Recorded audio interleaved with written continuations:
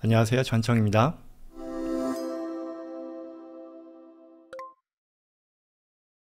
전문가로 성공하는 법에 대한 그런 내용인데요. 이건 뭐 업무라기보다는 자기 개발 뭐 이런 쪽이 되지 않을까 싶은데요.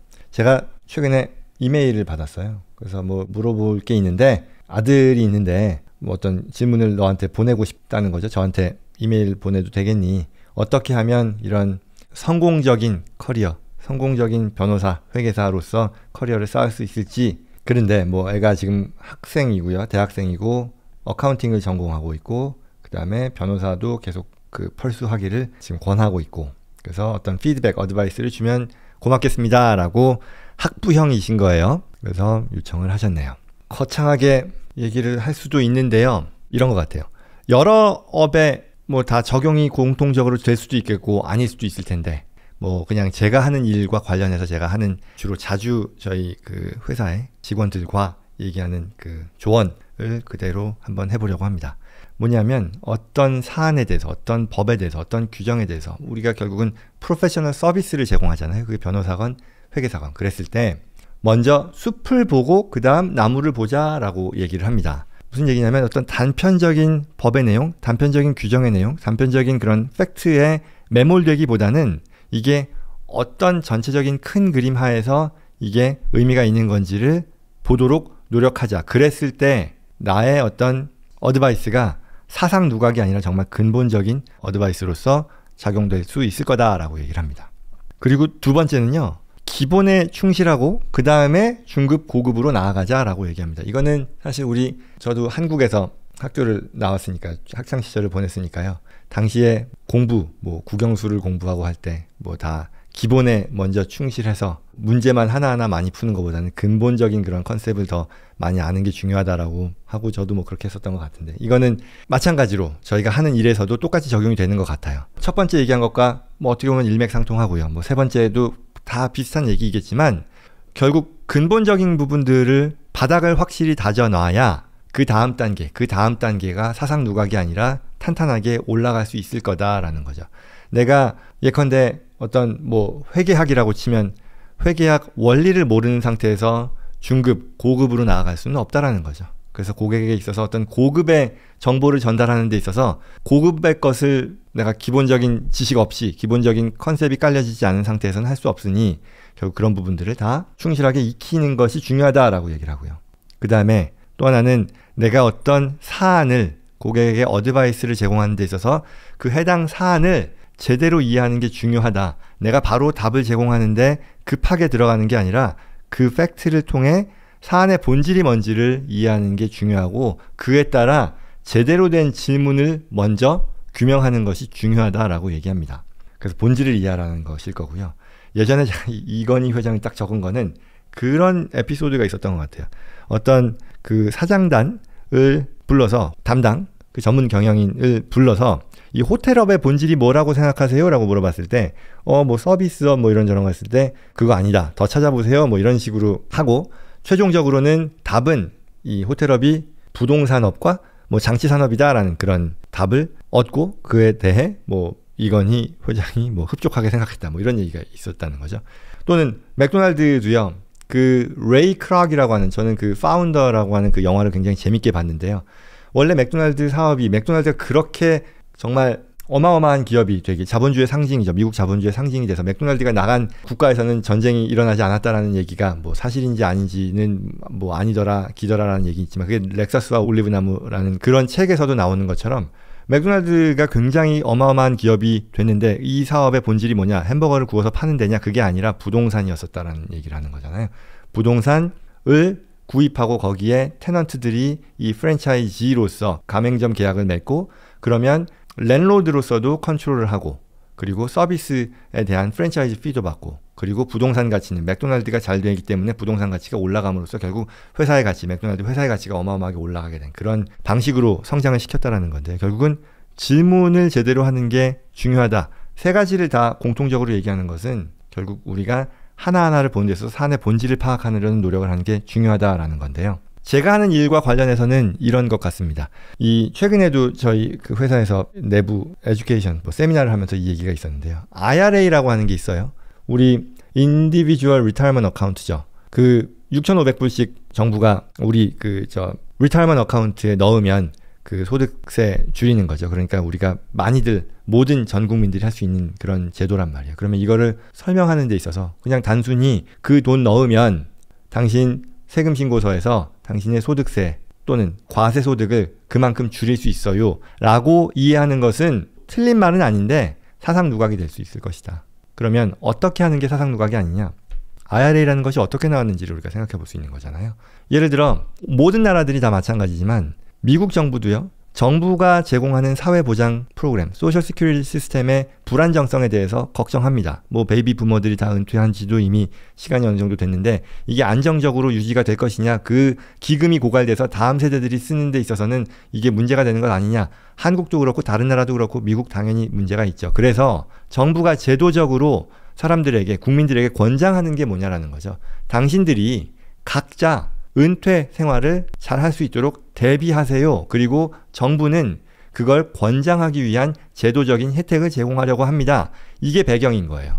이게 배경이기 때문에 결국 그렇게 해서 각각의 개별 경제 주체들이 당신들이 어떤 워킹 에이지에 충분히 소득을 내는 그런 상황에서 돈 그거 현재 내가 다 고기 사 먹는데 쓰지 않고 미래를 위해 저축을 하면 정부의 사회보장 시스템에만 의존하는 게 아니기 때문에 정부의 어떤 그 의도에도 똑같이 적용이 되는 것이고요. 그리고 개별 경제 주체들의 준비라는 것에서도 좋으니 이걸 권장하기 위한 제도로서 IRA가 나온 거죠. 어떻게? 당신들이 그 돈 고기 사 먹는데 쓰지 않고 지출하지 않고 은퇴를 위해 대비하고 그걸 은퇴 시까지 찾지 않고 투자하는 데 활용한다면 그에 대해 세제상의 혜택을 주겠다. 그래서 IRA가 나왔다는 거죠. 그러면 훨씬 더 탄탄한 설명이 될 거라는 거죠. 그리고 이게 확장되는 것이 개인선에서의 IRA라면 그뿐만이 아니라 기업, 그죠? 개인 다음 단계의 경제 주체들은 기업이잖아요. 각 기업들이 활용할 수 있는 그와 같은 리타이먼트 플랜을 다 제도적으로 보장해줬다. 그게 바로 401k이고 그게 바로 defined benefit이고 그게 SEP-I라고 이런 거잖아요. 그런 것들을 이해하는 것이 중요하다라는 거죠. 또요, 엑시텍스 좀 아까 얘기한 거요. 이것도요, 쉽게 얘기하면 그래 국적 포기하면 영주권이나 뭐 이런 뭐 15년 사이에 8년 이상 영주권 보유한 사람들이 포기하면 뭐 양도세 부과해가지고 내는 거래. 단편적인 굉장히 기계적인 내용이고요. 이걸 만약에 누군가에게 소개해준다면 그게 마치 고객이라고 했을 때 고객에게 소개하고 그에게 적용해서 이걸 어떻게 나에게 유리할까를 솔루션을 제공하는 것까지를 생각한다면 이와 같은 단편적인 법에 대한 이해만으로는 아마도 그 다음 단계까지 나가지 못할 겁니다. 그럼 뭐냐? 이 제도가 나온 배경 앞서 얘기했잖아요. 결국 미국인으로서 미국의 개개인들이 부담하는 세금은 소득세, 월드와이드 인컴택스인데 이걸 피하기 위해 국적과 이런 것들을 포기하려는 그런 유인책, 어떤 동인이 있다는 것을 정부는 알고 있고 그렇다면 이렇게 그들이 자산을 일군 그 과정에 있어서 미국인이기 때문에 누렸었던 그런 혜택이 있었다라고 보니 이걸 포기하려면 그와 같은 상황에 대해서 실제 내가 벌어들인 소득에 대해서는 비록 그게 실현되지 않았다 하더라도 마치 실현된 것으로 간주해서 과세하겠다. 이것이 바로 이와 같은 엑시텍스라고 하는 899조, 세법 899조의 어떤 입법 과정에서 논의된 그런 내용이고 그게 반영이 된 것이다 라는 것을 알므로써 그렇다면 내가 여기에 정말 해당이 되는 것이냐까지 이어갈 수 있다라는 그런 얘기인 거죠. 라이프 인슈런스가 왜 비과세냐? 이것도요, 그냥 단순히 라이프 인슈런스는 주식이나 부동산과 달리 소득세가 비과세다 끝이 아니고요. 왜 이럴 수밖에 없는지를 보면요, 앞서 얘기한 거랑 같아요. 결국은 각각의 어떤 가정 경제가 안정적으로 유지되는 것이 사회 전체적인 어떤 안정성을 확보하는 데서 굉장히 중요한 가치인 거죠. 그러면 라이프 인슈런스는 정부 차원에서 각 가정 경제에 권장할 만한 이유가 있는 거예요. 그렇기 때문에 세제상의 혜택을 제공하는 것이고 소득세도 부과되지 않고 트러스트를 쓰면 증여상속세도 부과되지 않는 것이 다른 투자 상품과는 별개로 가정경제의 연속성, 가장이 잘못됐을 때, 부모가 잘못됐을 때 그 다음 세대가 안정적으로 다시 자리를 잡을 수 있도록 도와주는 솔루션으로서의 라이프 인슈런스의 가치가 있기 때문에 그래서 이런 제도적인 혜택을 준다는 거예요. 뭐 해외 금융계좌 신고, 이것도 뭐 그냥 잠깐 얘기를 하자면 우리가 이런 거 있잖아요. 뭐 아시는 분은 아시겠습니다만 해외 계좌 신고를 원래부터 했었어야 되는데 그동안 워낙에 오랫동안 안 한 사람들이 많아서 사면 프로그램이라는 거를 내세웠다라는 거예요. 그러면 이 사면 프로그램의 역사를 놓고 보면 굉장히 그 배경이 원래는 이 2000년도, 2001년에 이 9/11이 있었잖아요. 그때 테러리스트들의 자금 이런 것들이 도대체 어디서 나온 거냐라는 그런 궁금증, 그리고 더 나아가서 미국 정부는 자국민의 해외 자산에 대한 관리 감독을 더 강화하고 이와 같은 어떤 그간 알려지지 않았던 그런 해외 금융 자산에 대한 정보를 양지로 끌어올리고자 이와 같은 해외 금융계좌 사면 프로그램이라는 것을 발표를 했었던 거예요. 그런데 그 사면 프로그램에서의 내용 자체가 굉장히 사면 프로그램이라고 하기에는 벌과금의 부담이 높았었거든요. 뭐 내가 보고하지 않은 자산의 30%를 벌과금으로 부과하겠다라고 했었던 거예요. 그래서 사람들이 처음에 생각한 건 도대체 이게 무슨 말도 안 되는 이게 무슨 사면 프로그램이야 라고 했는데 세법을 전문으로 하는 사람 입장에서는 그리고 이 배경, 이 legislative history라고 하는데요. 이 입법 과정의 논의 내용을 이해하면 이게 왜 30%였었는지를 이해할 수 있어요. 뭐냐면 당시에 미국 정부가 타겟을 했었던 사람들은 고의적으로 해외 계좌를 신고하지 않은 그런 사람들에 대해 제공하는 사면 프로그램으로서 이걸 냈던 거예요. 그러면 고의적인 위반자들의 경우는 벌과금이 뭐 50%도 넘었고요. 감옥도 가고요. 굉장히 컸었단 말이죠. 그런 사람들에게 제공하는 사면 프로그램으로서는 30%가 그렇게 나쁜 게 아니었던 거거든요. 그런데 반면 고의적이지 않고 비고의적으로 내가 몰라서 그런 제도가 50년 전부터 있었다고 하는데 40년 전부터 있었는데 몰라서 안 했던 사람들은 선의의 피해자가 되는 거잖아요.